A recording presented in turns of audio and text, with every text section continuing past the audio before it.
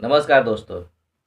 आज आप लोग को जो है डॉक्टर अरविंद राजभर जी के द्वारा आज सुहेल देव की जो है पूरा हिस्ट्री आप लोग को जो है सुनाने जा रहा हूँ।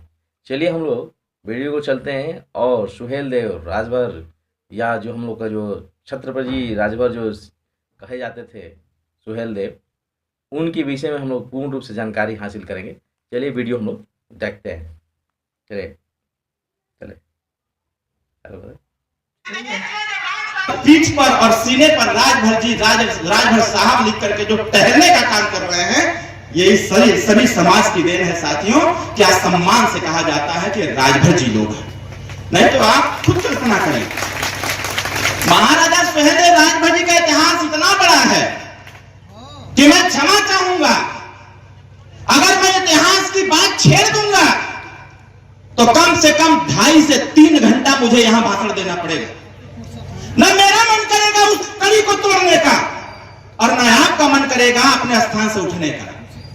इसलिए मैं बहुत ज्यादा सुहेलदेव जी पर चर्चा नहीं करूंगा, बस इतना कहूंगा कि राजा सुहेलदेव राजभर जी का जो इतिहास रहा है ना, वैसा इतिहास इस धरती पर किसी राजा का नहीं रहा है साथियों। इस देश में जब राजतांत्रिक व्यवस्था थी, थोड़ा सा कॉमन अंतर है राजतंत्र और लोकतंत्र में।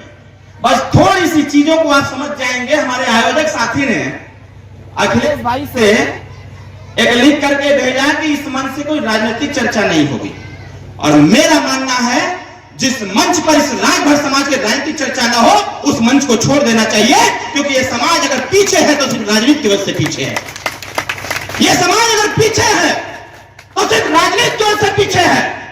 जिन लोगों ने राजनीति में समाज को आगे करने का प्रयास किया और उसी नारा को दोहराने का प्रयास किया कि अपना काम बनता भाड़ में जाए जनता। सही कह रहा हूं कि गलत कह रहा हूं? जोर से बोलिए, सही कि गलत? तो जिस मंच से राजनीतिक चिंता नहीं, राजनीतिक चिंतन होना चाहिए, और राजनीतिक चिंतन इसलिए होना चाहिए क्योंकि ये लोकतंत्र है। अगर संजोग से राजतंत्र होता तो किसी राजनीति की आवश्यकता नहीं पड़ती।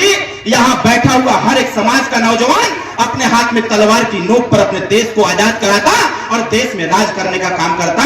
ये मेरा मानना है साथी। इसलिए मेरा बस एक आग्रह है, मैं नहीं चाहता हूं कि राजा सुहेलदेव राजभर जी के इतिहास पर मैं कुछ बोलूं, लेकिन थोड़ी सी संक्षिप्त चर्चा मैं जरूर करना चाहूंगा, क्योंकि अगर छोड़ भी दूंगा तो ये अपमान होगा। और अपमान इसलिए होगा कि अगर ये मंच सजा है, हमारे गायक बंधु तमाम लगातार अपनी बातों से आपको समझाने का प्रयास कर रहे हैं, इसीलिए मैंने कहा कि सिर्फ समझने की आवश्यकता नहीं है, सुनने की आवश्यकता नहीं, बल्कि समझने की आवश्यकता है। इस देश में एक वो दौर था जब इस देश में छोटी बड़ी रियासतें मिला करके 585 राजा इस देश में हुआ करते थे। कल्पना करिएगा कि 585 राजा में अकेले 165 राजा राजभर समाज के हुआ करते थे। और ये जैसे आज है उसी प्रकार से उस समय भी था।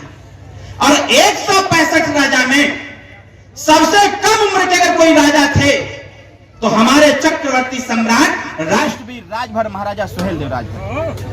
धन्यवाद भाई, हमारे लाइट वाले भाई को हम कब से देख रहे हैं कि बार बार परेशान हो जा रहे हैं। स्वाभाविक तौर पर है, व्यवस्थाओं का संचालन किसी न किसी स्थिति में करना ही करना है। लेकिन एक बात हम जरूर कहेंगे इधर माताओं से, इधर जो माताएं बैठी हुई हैं, देखिए इस समाज की तरक्की में, इस समाज के सुधार में अगर सबसे बड़ा अहम रोल किसी का है तो माताओं का है। अखिलेश जी ने हमारे बेटे की चर्चा किया और हमारे बेटे की उम्र मात्र 14 महीना है, मात्र 14 महीना। और 14 माह का लड़का जब मैं जाता हूं रात को 1 बजे 2 बजे 3 बजे जब मैं पहुंचता हूं घर पर, तब तक वो जगा रहता है।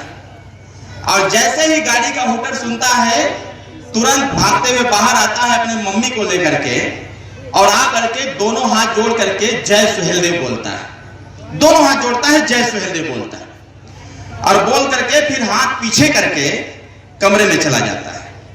जब पहली बार मैंने इस चीज को देखा तो हमने पत्नी से पूछा कि ये बताओ कि ये जय सुहेलदेव कहां से सीख लिया। तो उन्होंने कहा कि एक जगह कहीं पर आप नारा लगा रहे थे कि सबको जय सुहेलदेव बोलने की आवश्यकता है, तो ये मोबाइल में हम सुन रहे थे, उसी बात को ये सुना और जब से सुना है तब से जय सुहेलदेव जय सुहेलदेव। मतलब मंत्री जी को भी फोन करेगा तो जय सुहेलदेव, अपनी टूटी फूसी भाषा में जय सुहेलदेव बोलता है। तो आज जो राजा सुहेलदेव राजभर जी का 1015वीं हम लोग जयंती मना रहे हैं, ये सिर्फ जयंती नहीं, ये जयंती को हम लोगों को संकल्प में बदलना होगा। और ये संकल्प किस चीज का? संकल्प है सामाजिक, राजनीतिक, शैक्षणिक, आर्थिक और नौकरियों में कैसे हिस्सेदारी मिले। ये सारी चीजें जब भी हम सामाजिक सुधार की बात करेंगे, जब भी हम राजनीतिक सुधार की बात करेंगे, जब भी हम शैक्षणिक सुधार की बात करेंगे तो राजनीति उसमें जरूर इंटरफेयर करेगी। लेकिन अगर हम सिर्फ और सिर्फ राजा सुहेलदेव राजभर जी के बारे में चर्चा करें तो बस इतना समझने की आवश्यकता है कि लोकतंत्र और राजतंत्र में कॉमन सा अंतर है। हमें किस चीज पर ध्यान देना है इसको समझने की आवश्यकता है। जब इस देश में राजतंत्र था तो उस समय 585 राजा हुआ करते थे और 585 राजा में 165 राजा राजभर समाज के हुआ करते थे। और इधर जब लोकतंत्र हुआ, वोट देने का अधिकार दे दिया गया, तो इसमें 545 मेंबर ऑफ पार्लियामेंट, 545 सांसद। आप कल्पना करिएगा अपने हृदय पर हाथ रख करके कि जब राजतंत्र था, जब तलवार की नोक पर राजा बना करते थे तो 585 राजा में 165 राजा राजभर, और जब यहां वोट के दम पर राजा बनने का अधिकार दे दिया गया तो 545 मेंबर ऑफ पार्लियामेंट में कितने सांसद हैं जरा आप बताने का काम करेंगे। एक भी सांसद नहीं है। बस यही कॉमन सा अंतर है कि उस समय तलवार की नोक पर राजा बना करते थे और इस समय इस अंगुली की नोक से इस देश का राजा बना जा सकता है। साथियों, हम राजा क्यों नहीं बन पा रहे हैं? इसका पीछे सबसे बड़ा कारण बस यही है कि हम जब जब एकत्रित होते हैं, इकट्ठा होते हैं, तो कालिनेमी और भस्मासुर जैसे लोग अवतार लेते हैं और समाज को ही विखंडित करने का प्रयास करते हैं और समाज की जागरूकता को खत्म करने का प्रयास करते हैं। हमारे लोग, अगर हम थोड़ा सा आपका ध्यान आज के 25 से 30 साल पहले लेकर के जाएं, पहले जब हम लोग बोलते थे कि हम लोग राजा खानदान से, तो लोग कहते थे कि कौन राजा रहना। जब बताते थे कि ये सुहेलदेव राजभर, तो लोग कहते हैं कौन सुहेलदेव का कौन रहे भाई। आप क्या सोचिएगा, आप जब कहते थे कि हम लोग सुहेलदेव राजभर जी के वंशज हैं, तो लोग कहते सुहेलदेव का कहां से आ गए। मतलब देश के स्कूलों में, इतिहास में सबको पढ़ाया जाता है, लेकिन राजा सुहेलदेव राजभर जी की चर्चा नहीं होती। अरे जब देश के विद्यालयों में हमारे इतिहास की चर्चा ही नहीं होगी तो इस समाज को कौन जानेगा कि यह समाज इस देश में ऐसा लड़ाकू जाति है जिसको आज तक कोई धरती पर परास्त नहीं कर पाए। इस देश में विदेशी आक्रांता प्रवेश किया। राजा सुहेलदेव राजभर जी 18 साल की अवस्था में राजा बने और 22 साल की अवस्था में विदेशी आक्रांता से घनघोर महायुद्ध लड़े। 22.5 दिन का घनघोर महायुद्ध। कक्षा 7 की किताब में, हमारे कुछ युवा साथी यहां पर दिख रहे हैं, कक्षा 6 या 7 की किताब में आपने कहानी पढ़ा था। हमको लगता है कि एक हिंदी की किताब थी, उसमें कहानी थी कि एक राजा था, एक राजा एक विदेशी आक्रांता से युद्ध कर रहा था। उसमें सुहेलदेव जी की चर्चा नहीं थी। एक राजा था, युद्ध किया, युद्ध में जब उस राजा से वो क्रांतिकार, वो विदेशी आक्रांता परास्त होने लगा तो मैदान छोड़ के भागा और भागते भागते नदी के किनारे जाकर के गुफा में छिप गया। जब गुफा में वो छिप गया, राजा उसका पीछा करते करते उस गुफा के पास गया। जब गुफा के पास जाता है तो देखता है कि वो जो विदेशी आक्रांता था वो कहीं दिख नहीं रहा है। राजा का ध्यान उस गुफा की तरफ जाता है। राजा सोचता है कि शायद इसी गुफा में गया होगा। जब वो राजा उस गुफा में जाने का प्रयास करता है तो उस गुफा के मुख्य द्वार पर मकड़ी जाला लगा देती है। जैसे ही मकड़ी जाला लगाया, वो देखता है, वो राजा कुछ दूर आके फिर खड़ा होता है। वो कहता है कि जब सब जल ही जल है, आखिर ये गया कहां।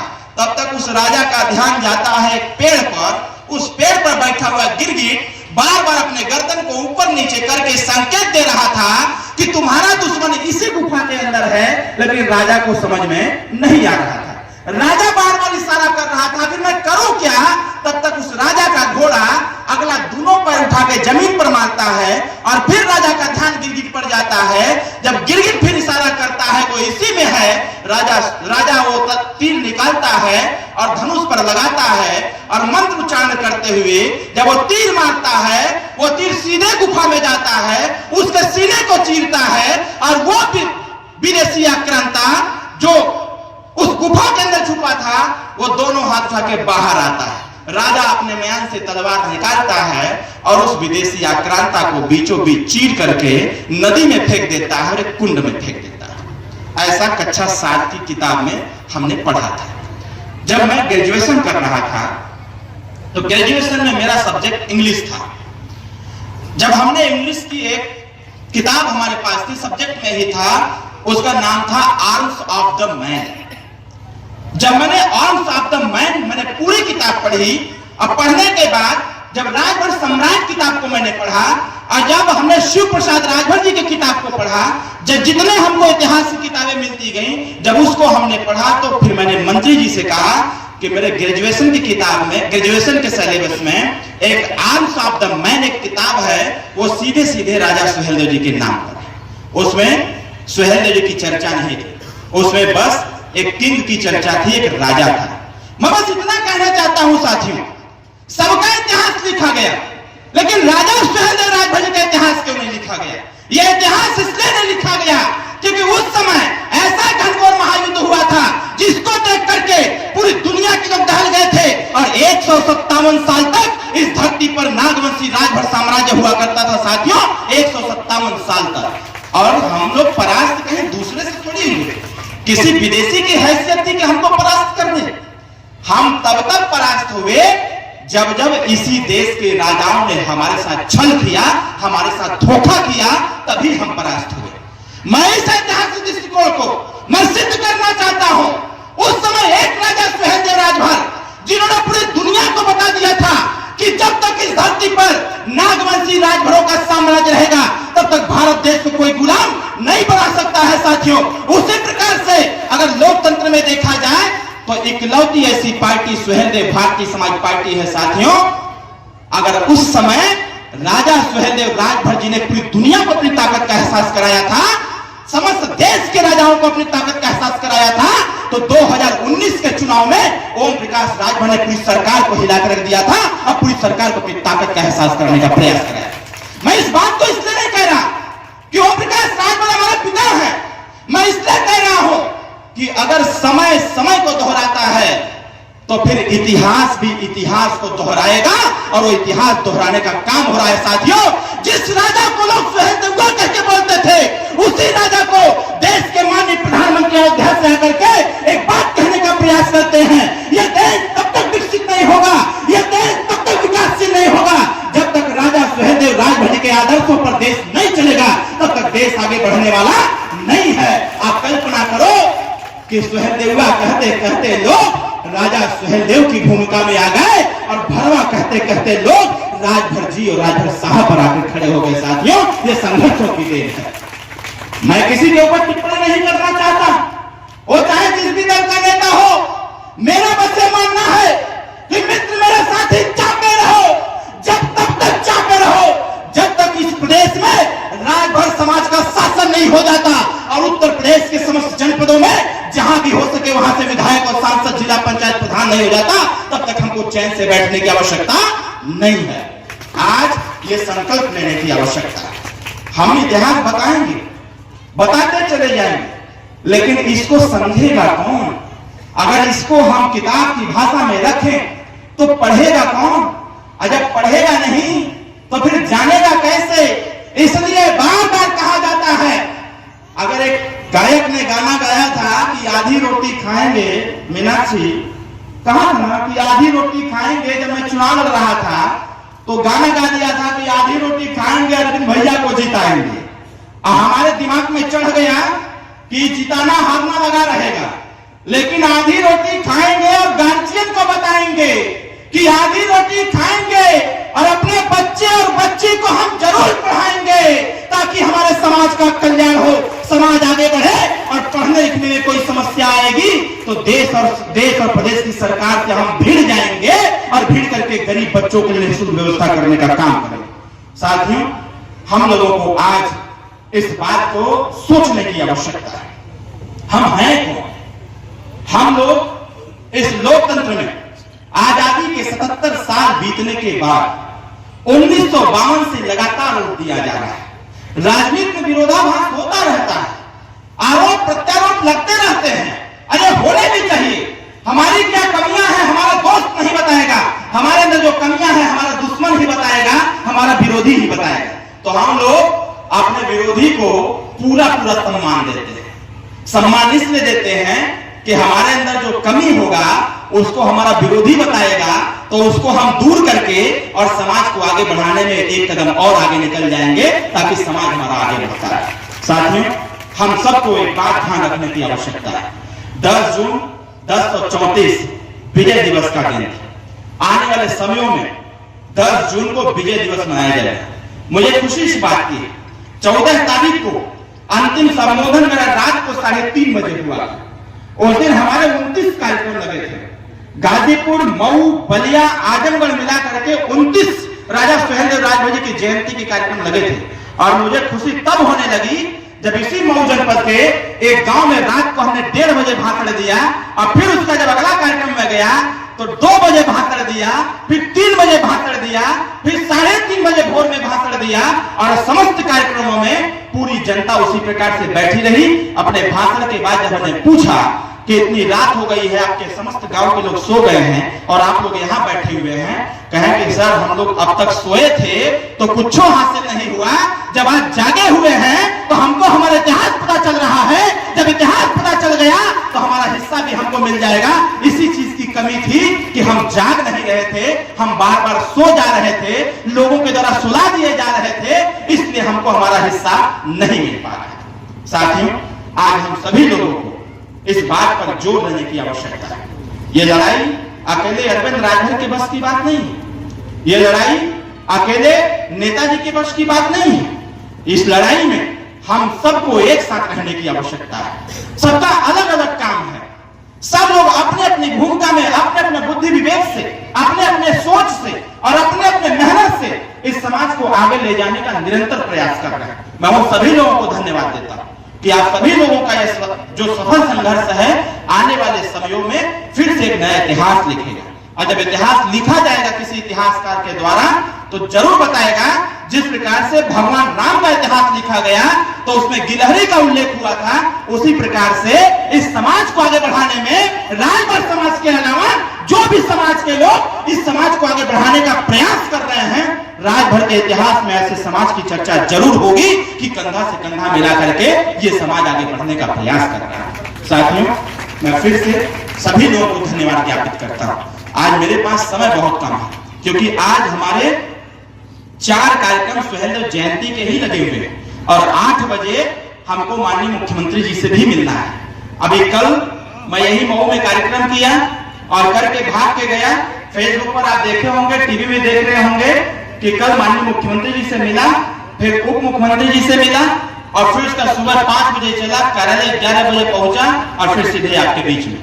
साथियों, कल का आश्चर्य मानेंगे आप लोग, कल क्या परसों का हम खाना नहीं खाए, परसों का मैं खाना नहीं खाया हूं। और मैं अभी अपने अध्यक्ष जी को बता रहा था, समय नहीं बचता हम लोगों के पास। रात को 2:30 बजे घर पहुंचा और 2:30 बजे घर पहुंचने के बाद मैं थक गया था, सो गया, खाना सामने रखा था, मैंने कहा नहीं खाना मुझे। और फिर सुबह 5 बजे साहब का फोन आया कि हम निकल लिए हैं, जिस अवस्था में थे उसी प्रकार से लोअर टी शर्ट पहन के निकल लिए। फिर आए वहां कार्यालय पर बहुत सारे भीड़ इकट्ठा थी अपनी अपनी समस्याओं को लेकर के। मैं उसी प्रकार से सबकी समस्याओं को सुना, जिसको फोन करना था सबको फोन किया।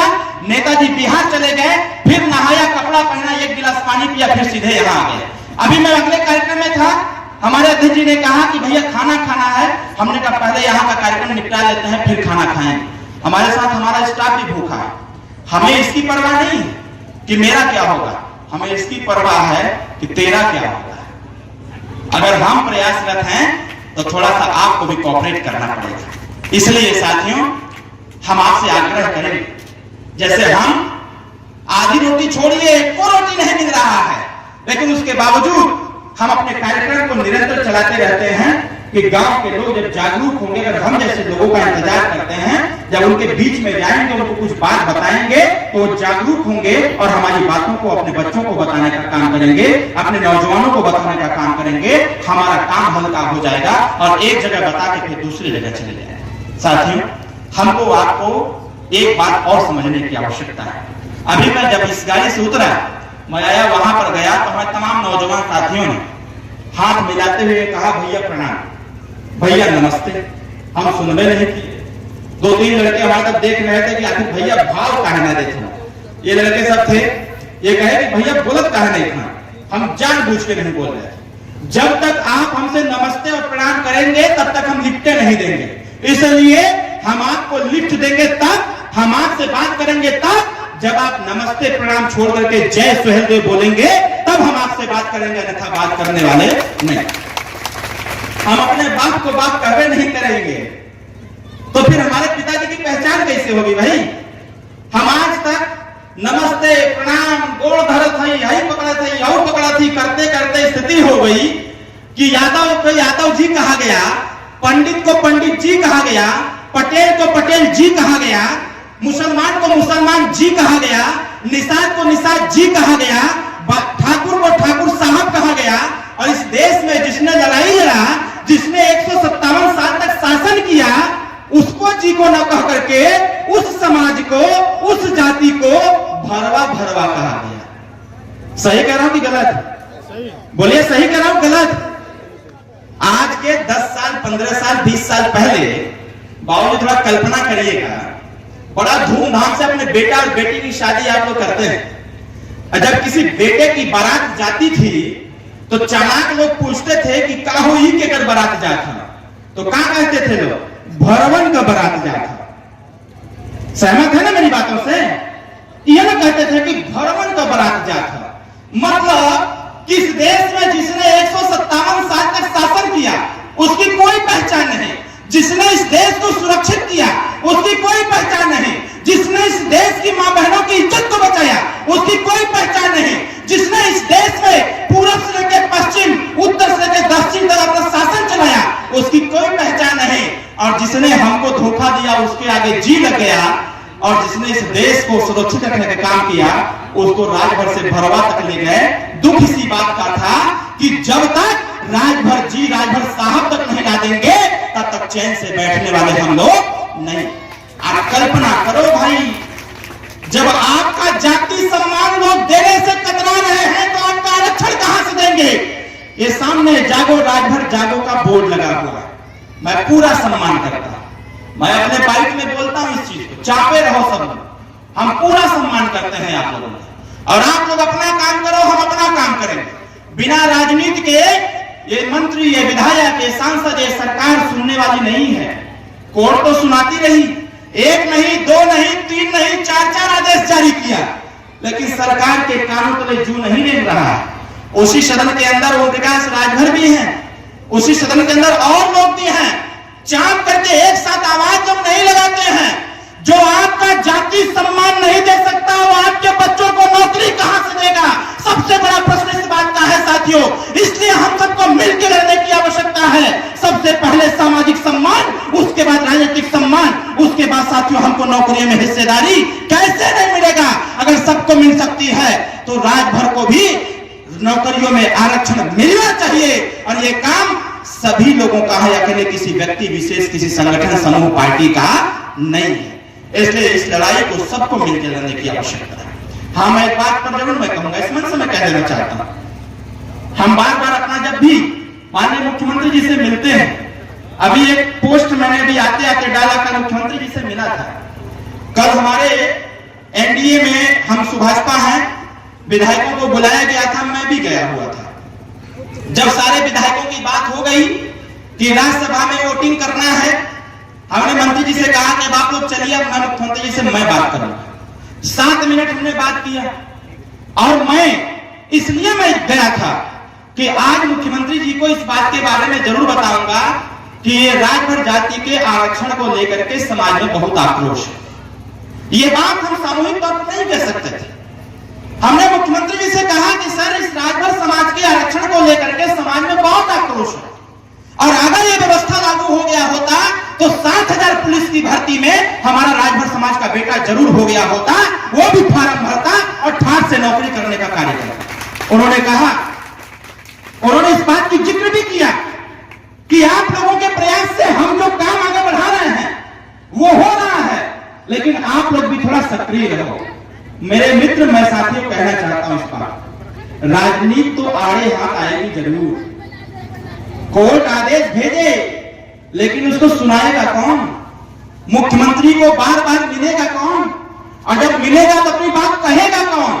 अब बात कहे ही नहीं, वो झुक करके प्रणाम नहीं, सीना तान के कहना पड़ेगा कि ये हमारी लड़ाई है, हमारे समाज की लड़ाई है, अगर हम एनडीए में आपके साथ हैं तो हमको भी हमारा हिस्सा मिलना चाहिए और राजभर जाति को जनजाति का दर्जा प्राप्त होना चाहिए। लेकिन साथियों, टेक्निकल चीजें, जैसे मैं जब कभी कभी मुख्यमंत्री जी से मिलता हूं तो लोग हमारे ऊपर आरोप लगाते हैं।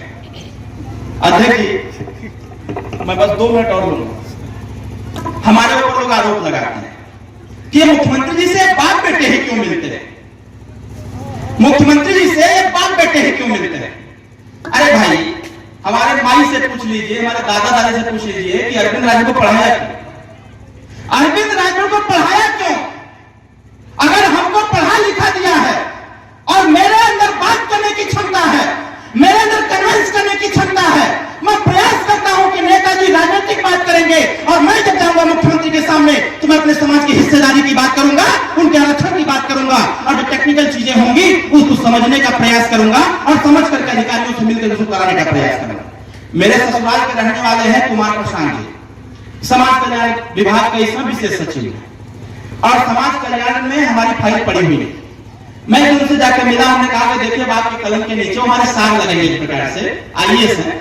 हमने कहा कि देखिए हमारे समाज का मसला है और मुख्यमंत्री जी बार बार कह रहे हैं कि समाज कल्याण से इस फाइल को आगे बढ़ाओ, तो भाई मुख्यमंत्री जी से तो हम बार बार मिल नहीं सकते, लेकिन प्रशांत भैया मैं आपसे मिल सकता हूं, इसलिए मेरी फाइल को लाया जाए और ला करके जो भी उसमें संशोधन करना हो, जो भी उसमें अनुसंधान केंद्र में जो शोध हो रहे हैं उन सारे शोध को देखते हुए आप इस रिपोर्ट को दिल्ली भेजिए। दिल्ली बात करने की क्षमता हम लोगों की है, जिससे कि हम अमित शाह और नरेंद्र मोदी जी से बात करके उसको आगे बढ़ाने का बंदोबस्त कर सकें। अभी साथियों, कल माननीय उप मुख्यमंत्री जी से बात हो रही थी, उनको पूरे देश का चुनाव संभालने की जिम्मेदारी दी गई है। कल हमने उनको यह भी बताया, रात को 1:30 बजे हम लोग बैठे थे, हमने उनको कहा कि सर एसटी आरक्षण का जो मसला है बहुत गंभीर मसला है, इसको समझने की आवश्यकता है। जब उनको हमने समझाया, जब सारी बात हमने उनको बताया कि इस समय हम ये थे, इस समय ये थे, इस समय ये थे, सेंट्रल गवर्नमेंट के द्वारा ये हमें प्राप्त हो गया, मैंने इस विमुक्ति जनजाति के सर्टिफिकेट से मैंने पढ़ाई किया है। उन्होंने पूछा कि अगर एसटी में हो जाएगा तो लाभ क्या मिलेगा। हमने कहा पहले तो इसको शिक्षा का लाभ मिलेगा। जो हमारे गरीब के बेटे अच्छी पढ़ाई नहीं कर पाते हैं, पहले तो वो पढ़ाई कर लेंगे, जब वो पढ़ाई लिखाई कर लेंगे तो फिर नौकरी के लिए कंपटीशन में बैठेंगे, और जब नौकरी में जाएंगे तो हमें जो आरक्षण प्राप्त होगा उसके अनुसार लोग होंगे ही होंगे, और जो जनरल कैटेगरी में फाइट करेगा उसमें भी सीट पर कब्जा करेगा, और सीट पर कब्जा करके हमारा भी भाई, हमारी भी जाति का बेटा आईएएस, पीसीएस और आईपीएस बन करके डॉक्टर, मास्टर इंजीनियर बन करके आगे बढ़ने का प्रयास करेगा। हमने कल डिप्टी सीएम साहब को बात बताने का प्रयास, बाप बेटा इसलिए नहीं मिलते कि खाली सीट का बात करेंगे। अरे यार, आपके चुनाव लड़े चाहे न लड़े, हमें कोनो फर्क नहीं पड़ता, चुनाव हम लड़े या न लड़े कोई फर्क नहीं पड़ता। फर्क बस इस बात से पड़ जाता है कि सच कहे तो मार जाए या झूठ कहे तो जगपति है। तो हमें झूठ बोलने की आदत नहीं।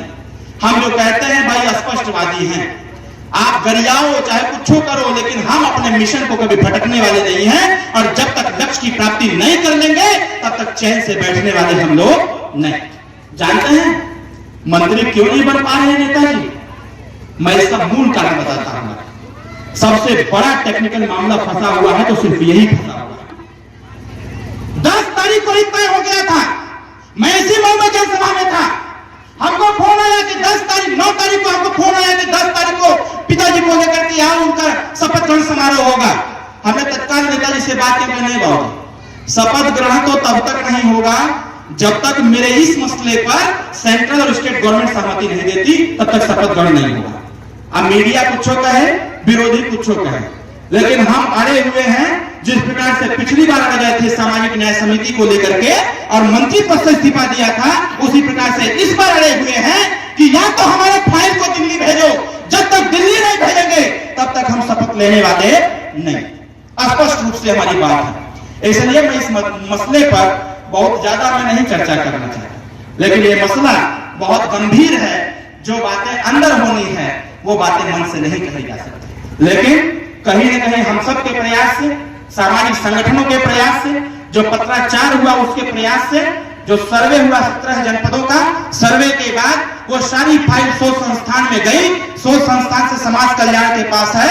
मैं जिस दिन लखनऊ जाऊंगा कुमार प्रशांत से बैठ करके बात करूंगा, और कल भी मैंने मुख्यमंत्री जी से कहा कि सर इस रिपोर्ट को भारत सरकार को भेजने की आवश्यकता है, यहां से रिपोर्ट भारत सरकार को भेजिए, बाकी भारत सरकार से हम निपटने का काम करेंगे, उनसे कैसे बात करेंगे हम करने का काम करेंगे। एक पत्र आया है भारत सरकार की तरफ से हमारे पास, उस पत्र को हम सार्वजनिक नहीं करना चाहते। एक पत्र आया हुआ है आनंद फानन में। कल हमारे सानिक यादव जी भाषण दे रहे थे कि आनंद फानन में पैंट छोटा हो गया। उसी प्रकार से भारत सरकार ने आनंद फानन में 2009 का रिपोर्ट भेज दिया हमारे पास, 2009 में भेज दिया, और 2009 का आकलन और 2024 में हमको देने का कार्य कर रहे हैं। अभी मैं गया हुआ था अमित शाह जी से मिलने, पूरी फाइल उनको मैंने दिया।